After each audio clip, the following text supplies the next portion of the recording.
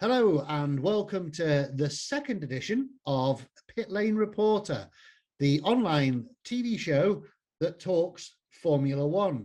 So, hello, Mark, you're with us today. Yeah, hello, Phil. Welcome again from Los Angeles.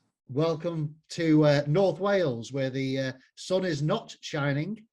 Oh, No, it's cold, miserable, 5 degrees. Are you nice and warm there? yeah, we're at about, I would say about 23, 24. Right, end meeting for all. So okay, so I'll just shiver and we'll talk about testing in Bahrain, shall we? Right, first of all, shall we talk about Mercedes? What's Lewis Hamilton been saying, Mark? Well, Lewis Hamilton pretty much now says that his car is not going to be doing very well at the beginning of the season.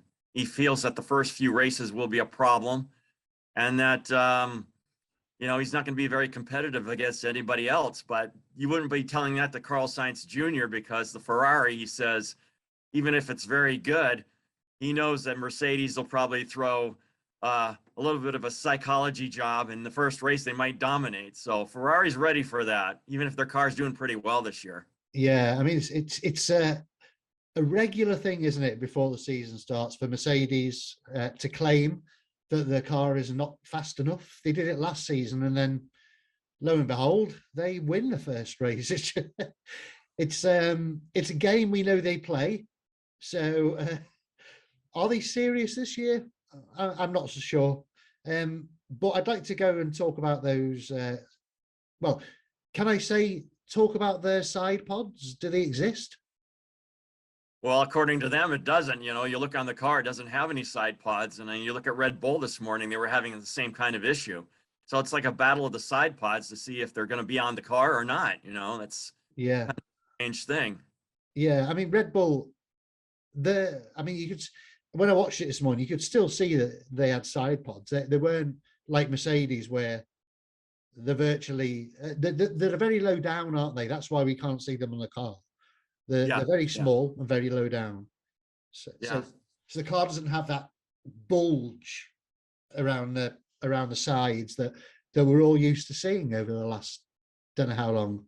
But is it going to be a problem with cooling the car? That's what I asked myself. What do you think about that?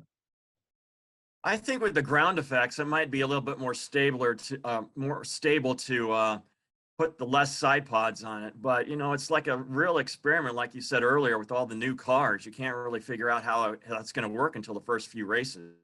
No, No. I mean, I think, so the side pods not being there, what concerns me is, you go to these races in hot countries, are they going to overheat the engine? But then again, there was, how many laps did he do this morning? He was just racking them up, wasn't he? 78 laps this morning. So yeah, no problem in the Bahrain heat for the side pods and the engine, really. So I don't know. Sandbagging is certainly my guess, but you touched on Ferrari. All in all, a good winter for them, really, isn't it?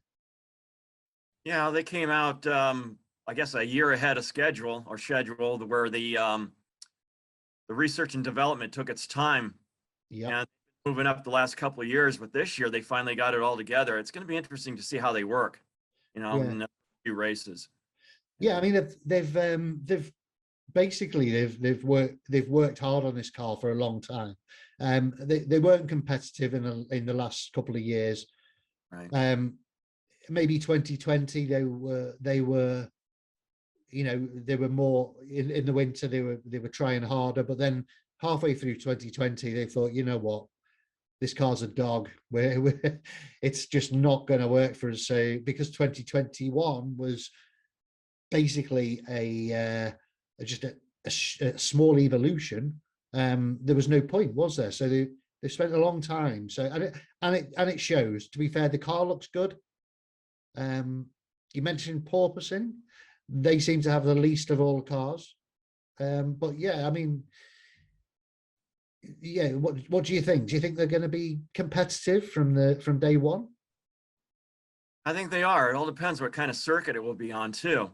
And like I said, it's going to be the beginning of the season. It's going to be like an experiment to see how these new cars really work. Some Yeah. will have a good opportunity, others will not. And I think Ferrari's going to be up there to compete with Red Bull and Mercedes, and wouldn't push out McLaren either. No.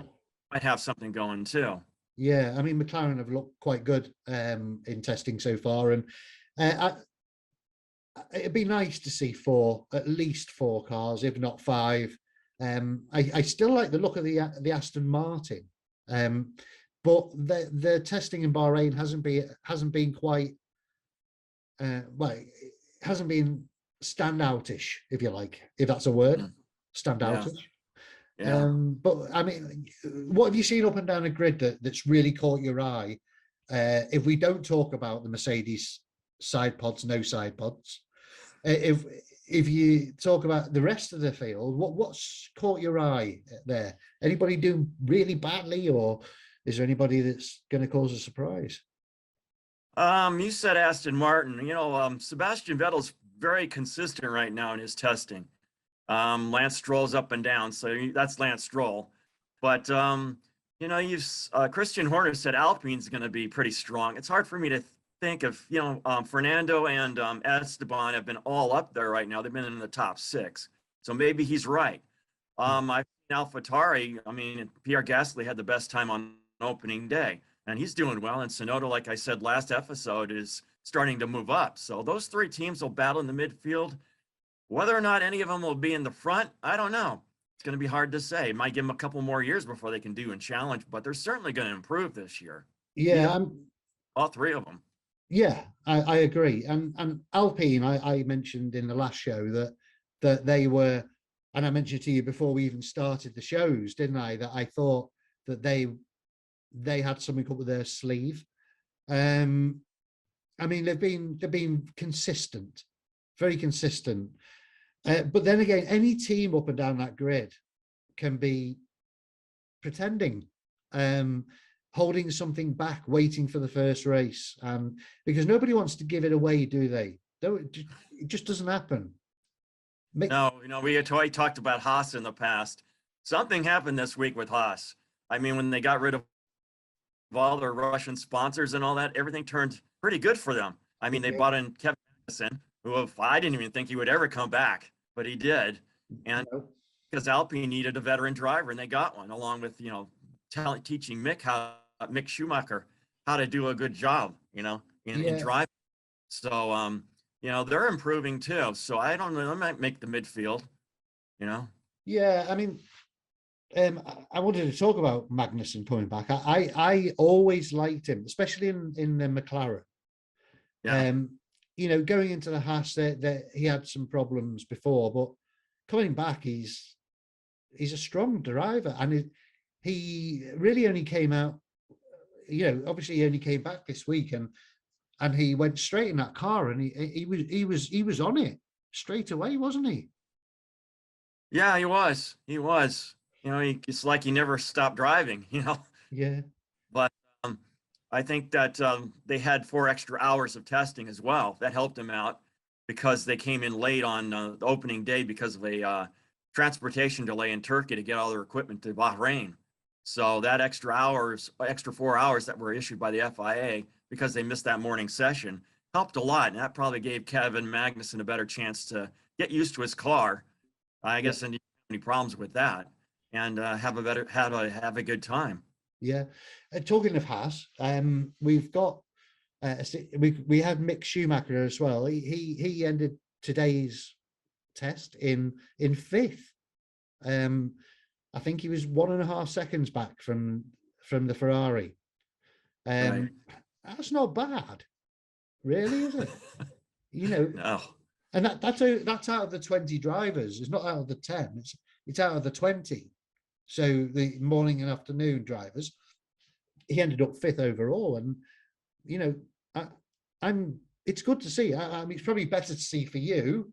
You're probably thinking it's because being an American team and all. I mean, do you think they can break into that from the bottom into that midfield or near the top of the midfield? Is that a possibility?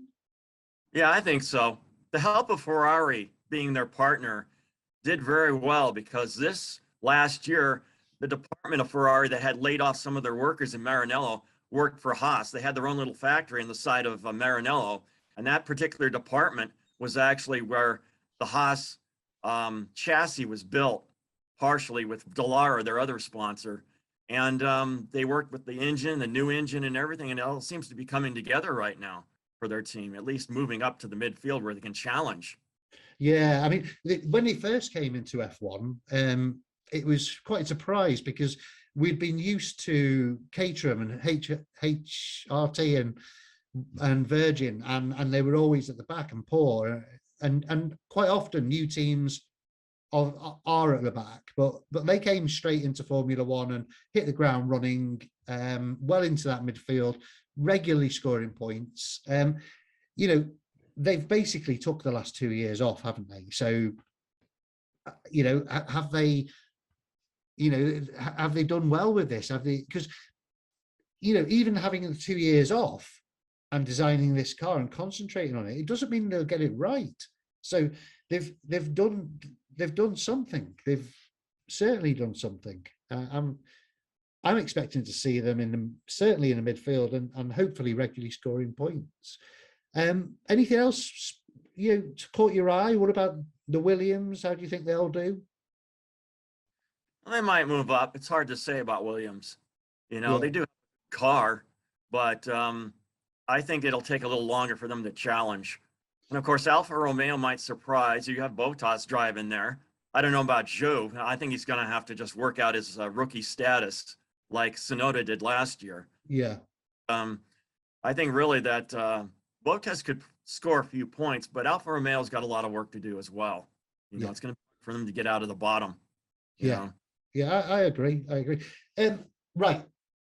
Let's talk about that decision this week from Haas. We talked about Haas, but let's talk about the big decision this week. So you can understand a team getting rid of sponsors that were connected to Russia in these circumstances and what Russia is doing or what Putin is doing. But getting rid of Mazepin, was that the right decision to get rid of a driver who's Russian? I think in Haas's point of view with the sponsors, it is. Unfortunately, FIA gave Mazepin a chance to drive as a neutral, but I don't think Mazepin would have wanted to do that with all the connections between his father and Vladimir Putin. And I think between Haas's decision, I think the main thing was that it was probably part of the sponsors, because a lot of the sponsors probably didn't want to have any affiliation to do with Vladimir Putin and what he's doing in the Ukraine right now. So for sponsors' sake, it was a good move for Haas to do that, because they would have lost their sponsors, the ones that they have. So that doesn't surprise me they did that. No, and I can see that point. Is there? Do we feel sorry for the lad himself, Mazepin? I mean, he himself isn't really anything to do with Vladimir Putin, is he? His father might have been, or his father's business, but him, the lad, do we feel in any way sorry for him? Yeah, I guess you have to feel sorry for him. He's trying. As much aggressive driver as he is.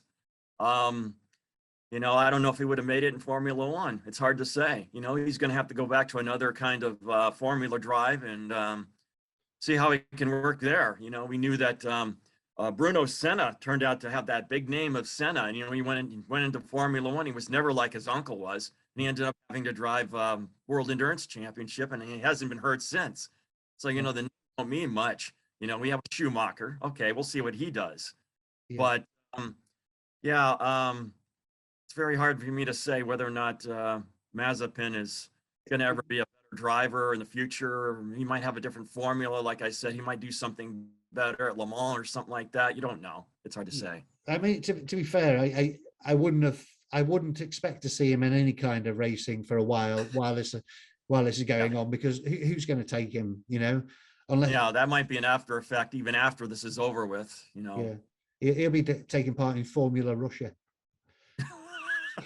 Ice racing, yeah, that'd be it. Yeah, just that. Right. Early on in the season, we're going to a new circuit in Saudi Arabia on the street. So have you seen the layout for that track? Have you seen it yet? Very fast. If they want, it's going to be even fast. I mean, more of the circuits are being redone. Look at Spa-Francorchamps. That's a good example. I mean, the dangerous circuit, as quick as it is, now they're making it wider. So it's no difference with Saudi Arabia. I mean, already it was tight, it was quick, it was fast. Don't make it too dangerous, but I think they just want to make this circuit a little bit more exciting. And it's a very quick circuit. We've only seen 1 year of it. So it'll be very interesting in a few weeks when they go back there and start racing again. Yeah, it's so fast. Look, the straights and the corners are virtually not corners, and it's just, for me, I'm excited for that one actually. I'm looking forward to it. I really am. Right, so we've got the first race in a week's time, and I understand that you don't, as well as like me, you can't really make predictions, but we're Formula One journalists. What are we going to do? It's our job to make predictions. So we've got to, if you're going to put an order on it, who's going to be your top three and in what order? Oh, goodness. Neck on the line time. Jeez. Do you want me to go first? No, that's okay. That's okay. I'd probably give it, like you said, George Russell. I'd say he'd be third. Second would probably be, well, I don't know. Maybe Lewis says he has a bad car. He might be second. Carlos Sainz Jr. is one I'm going to look for because the Ferrari's getting strong. I think Leclerc could be up in the top three as well, but he's not as strong as Carlos. Carlos has been doing very well this week in testing. I think he's getting used to the car. He's got a great name. His father is a great rally racer. So, I'd say Carlos is going to be up there probably more than anything else. I think the Ferrari is going to give everybody a hard time in this first race. We'll see how it works. Maybe Mercedes maybe they are sandbagging. We'll have to see how they work. My top three, I'm going to say in third place, Leclerc. Mm-hmm. Second, I'm going to say George Russell. And first, I'm going to say Lewis Hamilton. I think he's lying. Okay. I love the guy, but I think he's lying. Through his teeth. That car, he's only driven it. When you go through roadworks and you have to slow down. Yeah. I think he's been driving behind a virtual safety car that no one else has seen. And I think he's been doing it at 40% less speed. I just don't believe that Mercedes are struggling. I might be proved wrong, but I think it'll be a Mercedes 1-2, Leclerc in third. And then if I go 4, 5, 6, then you can go 4, 5, 6. So I'm going to go that Verstappen will finish fourth, Sainz will finish fifth, and Alonso will finish sixth. Yeah. What about you? Yeah, that sounds about right. Yeah, I think that I would put probably Verstappen maybe fourth, fifth. I'd put Perez, and then I put Alonso. Right. Okay. My order right there on those. Okay. And then, who's going to bring up the rear? Who's going to be the last two cars on that grid? Probably, I'd have to say, probably Latifi and Show. You know what? On this one, I'm going to agree with you. I think Latifi may be ahead of Gero because of his experience in Formula One. But then he's got experience in Formula One, but then these are completely new cars. So who knows what's going to happen? He had a fire, didn't he, yesterday, Latifi? A fire on his car. Did you see that? He had an engine fire. Yeah. He said it was only a small problem, apparently. Well, they tried to make it back to the pits, and by the time he got two turns from the pit area, he hit something and he slid into the kitty litter.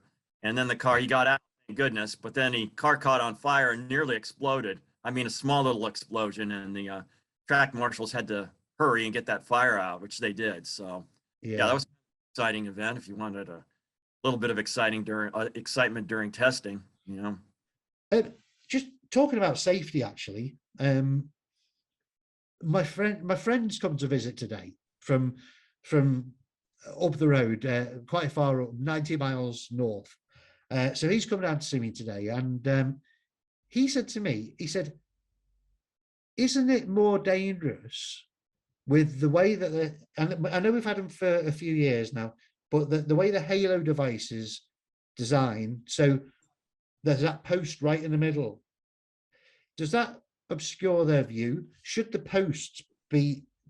be two posts either side, making sure that you've got vision of the mirrors and vision straight ahead?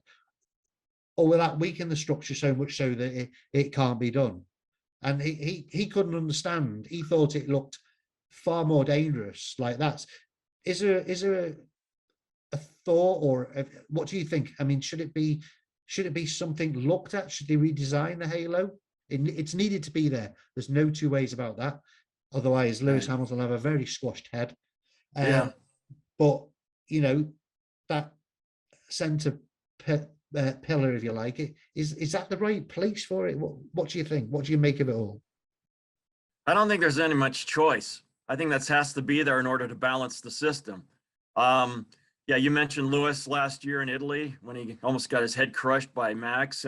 Another example is Charles Leclerc did it a couple years ago in Spa when I think Grosjean went wide, hit Alonso when he flew over the head of Leclerc, and he touched his helmet with his tire. And I mean, if that thing wasn't there, he would have squashed his head too. Yeah. I think it's just something you have to get used to as a driver.